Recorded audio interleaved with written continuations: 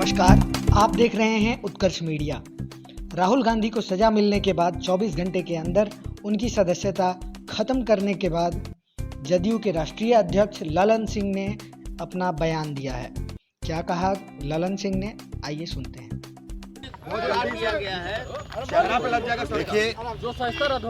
देखिए राहुल गांधी जी के संबंध में हड़बड़ी में 24 घंटे के अंदर जिस प्रकार से फैसला लिया गया वह इसको दर्शाता है कि केंद्र की जो सरकार है वो हताशा में,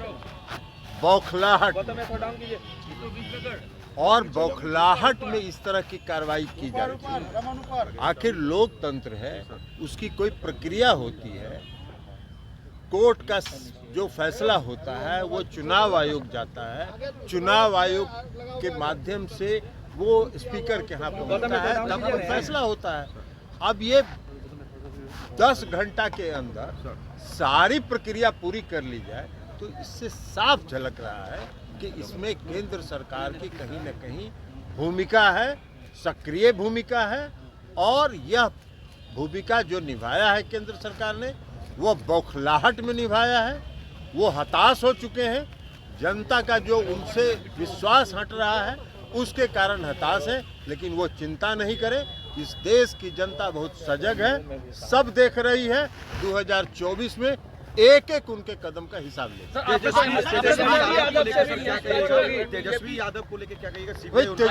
तेजस्वी यादव जी के बारे में वही हो रहा है। आप एक बात बताइए ना कि जिस बात की वो चर्चा कर रहे हैं कि 2008 में कंप्लेन हुआ, तो 2008 से 2014 तक आप कह सकते हैं कि भाई यूपीए की सरकार थी, कार्रवाई नहीं हुई। लेकिन उस समय भी जांच हुई, सीबीआई ने उस फाइल को बंद कर दिया। लेकिन 2014 से तो आपकी सरकार थी, अगर उसमें कुछ साख था तो क्यों नहीं कर रहे थे?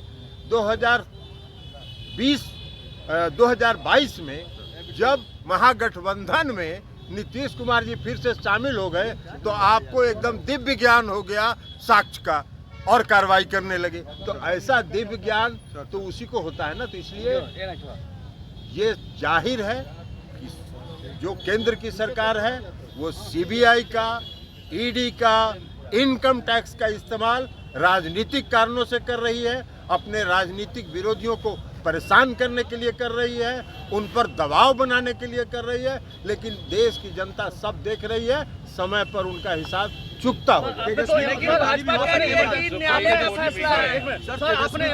और एक बात और जान लीजिए कि 14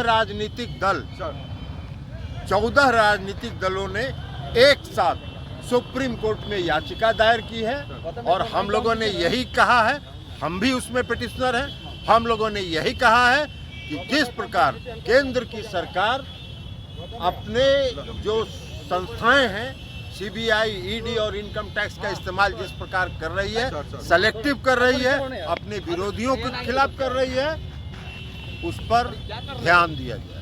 और सुप्रीम कोर्ट ने 5 अप्रैल को तिथि निर्धारित कर दिया है उसकी सुनवाई। आपने इमरजेंसी का भी दौर देखा है, अब इस दौर में कैसे कहेंगे? ये अघोषित इमरजेंसी है।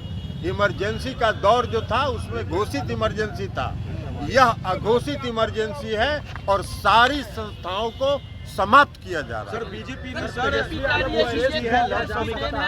समीकरण को सर तोड़ने के लिए छोड़िए ना, उनको जितना मन करे कोशिश करते रहे। 2015 में बहुत कोशिश किया था उन लोगों ने। समीकरण की बात छोड़ दीजिए, इस देश के आदरणीय प्रधानमंत्री 2014 में बहुत पॉपुलर प्रधानमंत्री थे 2014 में, और 2015 में बिहार विधान का सभा का चुनाव हुआ।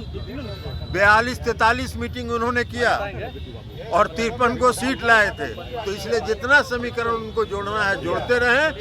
बिहार की जनता और देश की जनता भारतीय जनता पार्टी का चेहरा पहचान चुकी है। समय पर एक एक हिसाब उनसे चुकता कर सुशील मोदी कह रहे हैं कि जो लूटा है लौटाना पड़ेगा। सुशील मोदी कह रहे हैं कि जो लूटा है उसे लौटाना पड़ेगा, वो भी कह रहे हैं।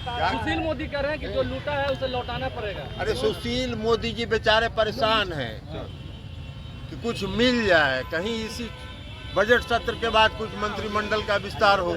तो हम लोग तो शुरू से कह रहे हैं कि शुभकामना है, बन जाइए ना कुछ। लेकिन बीजेपी आप लोग पे आरोप लगा रही है, बीजेपी कह रही है कल विपक्ष की। खबरों से जुड़े रहने के लिए बने रहिए उत्कर्ष मीडिया के साथ। चैनल को सब्सक्राइब करें, शेयर करें, लाइक करें। धन्यवाद।